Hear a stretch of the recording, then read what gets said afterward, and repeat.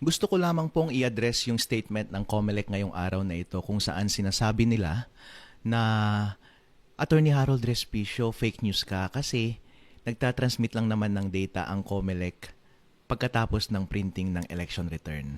At pangalawa, sabi nila, yung connection ng automated counting machine sa internet ay private, hindi public. Sasagutin ko po ang mga bagay na ito. Totoo po yan, COMELEC.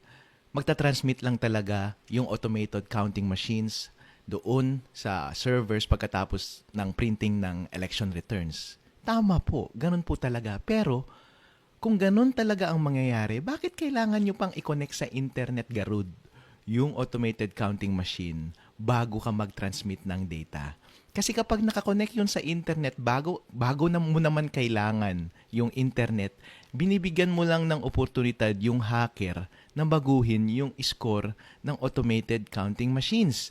Yung sinasabi ng COMELEC na magta-transmit lang siya after printing ng election return, yun naman talaga ang nakasulat sa mga rules. Pero hindi yun yung point ko.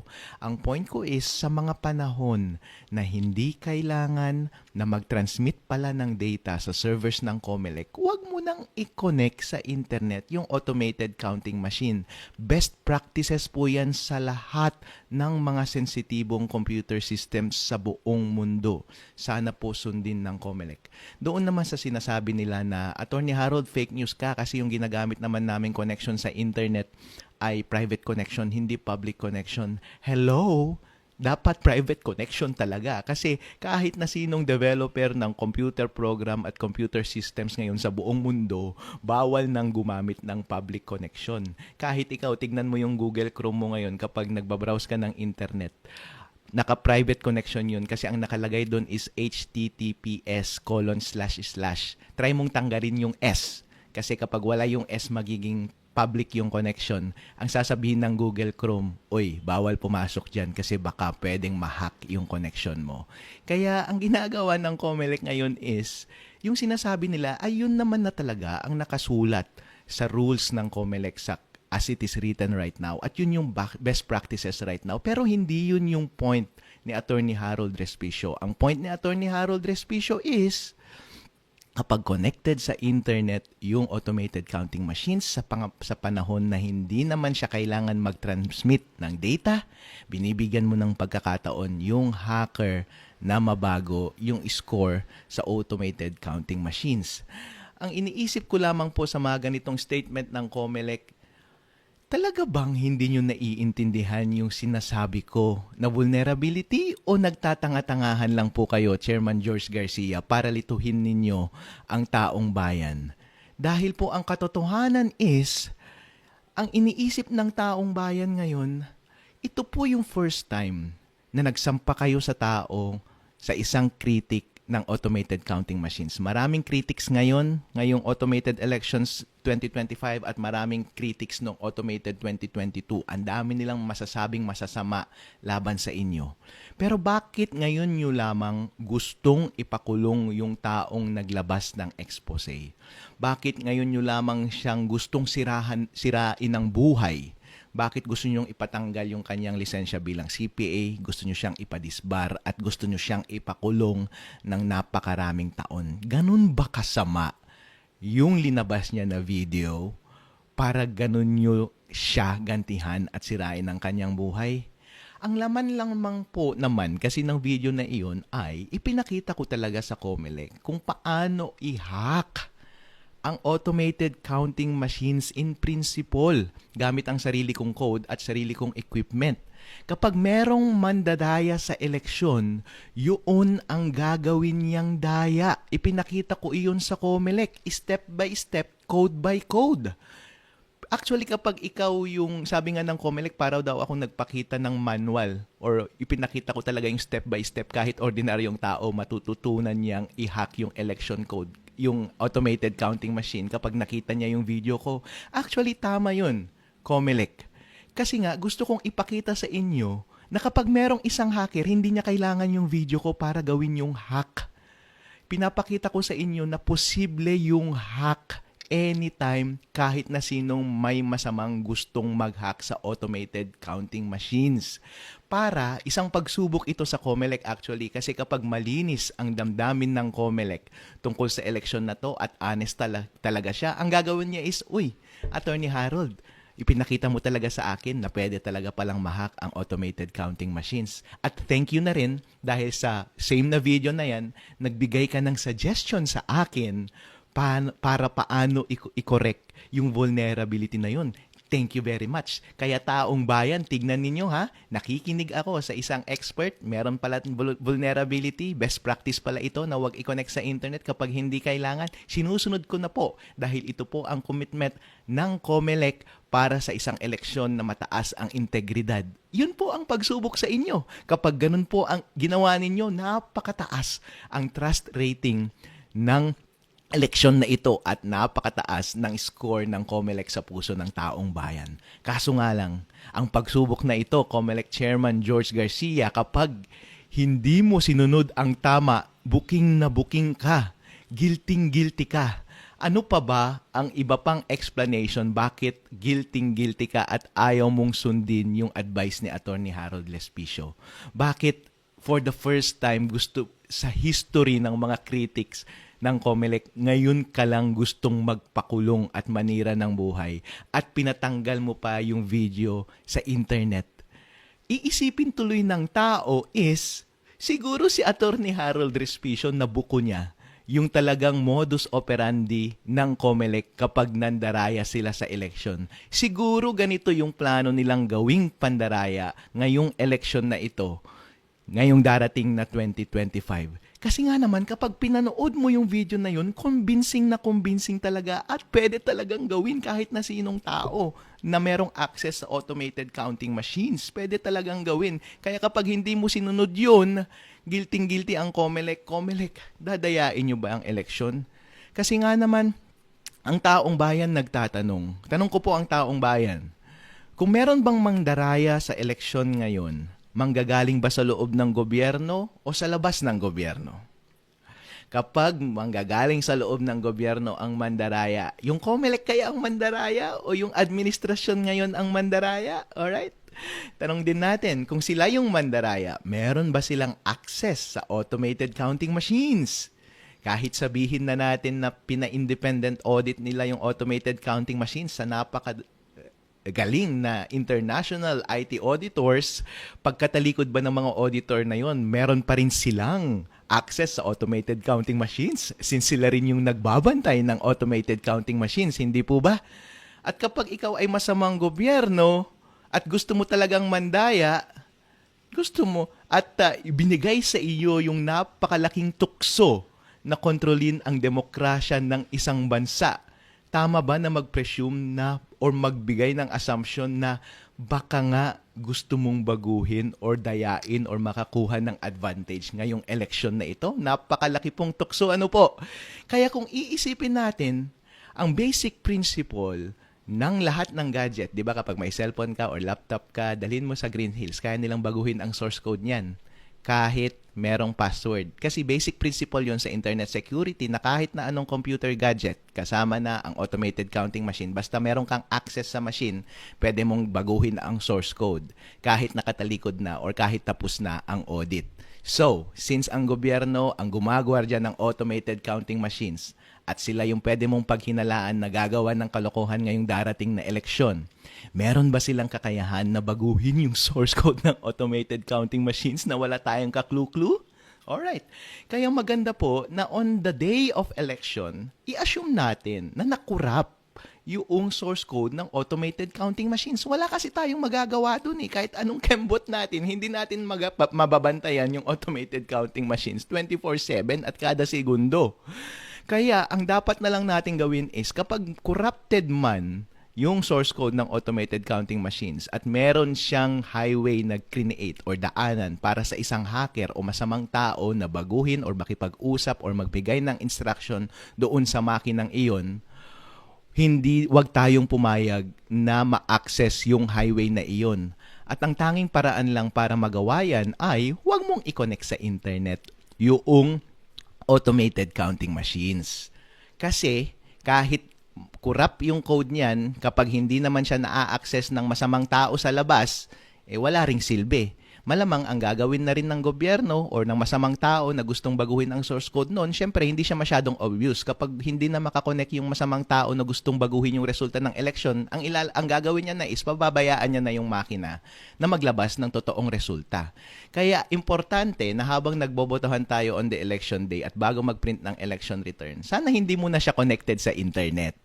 Para, yun nga, hindi maka-access yung masamang tao at baguhin niya yung score sa loob ng automated counting machines.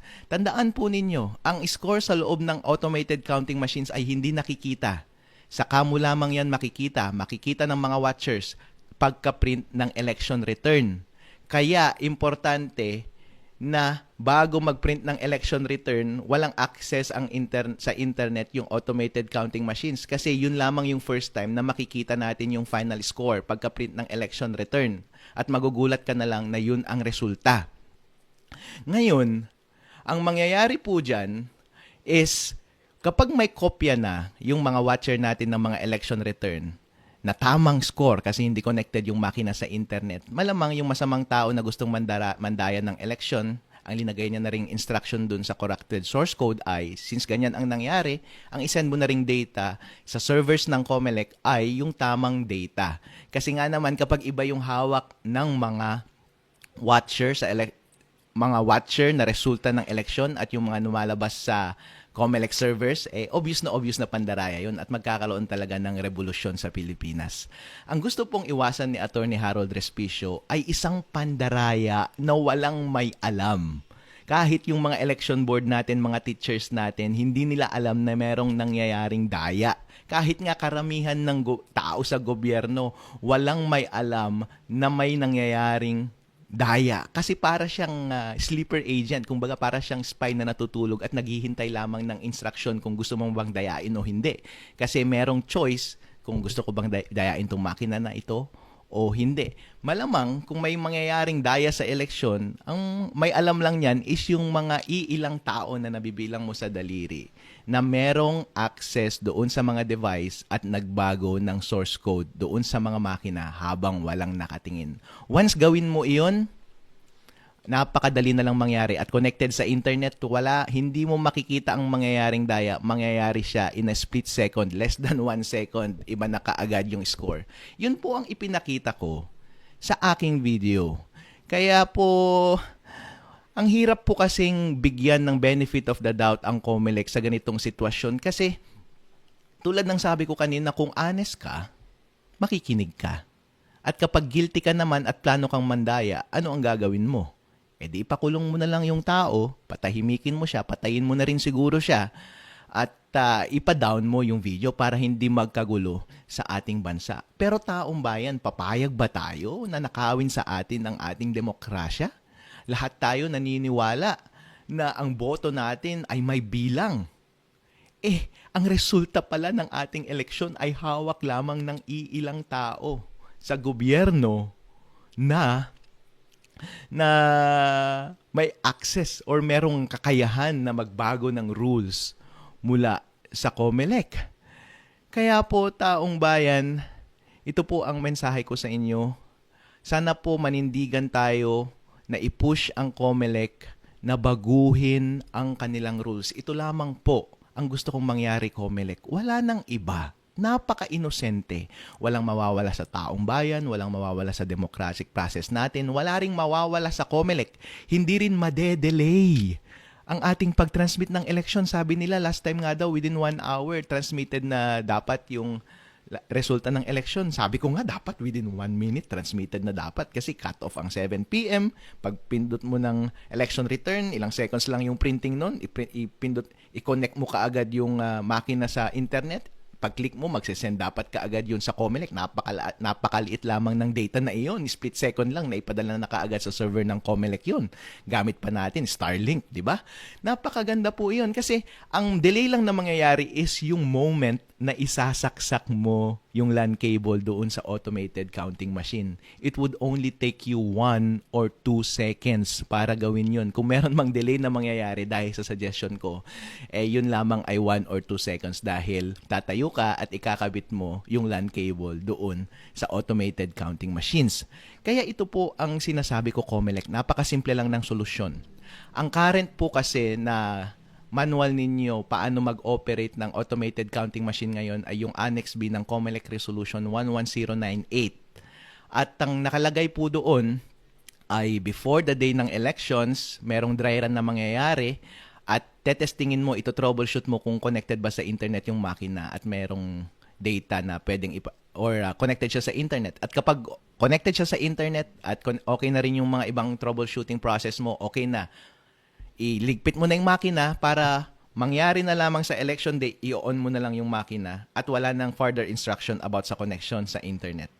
Ang madideduce mo dito ay connected na siya all throughout the day sa internet kasi walang explicit instruction doon sa manual na yun na dapat i-connect mo sa internet at i-disconnect mo sa internet yung automated counting machine at i-connect mo lang siya pag magta-transmit na ng resulta at pagkatapos ng pag-print ng election return.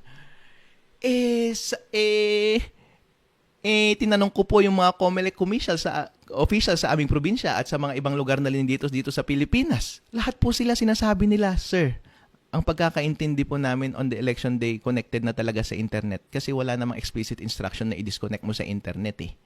At saka nung past elections po, connected na po siya sa internet. Kaya nga po, COMELEC Chairman George Garcia, yun po ang suggestion.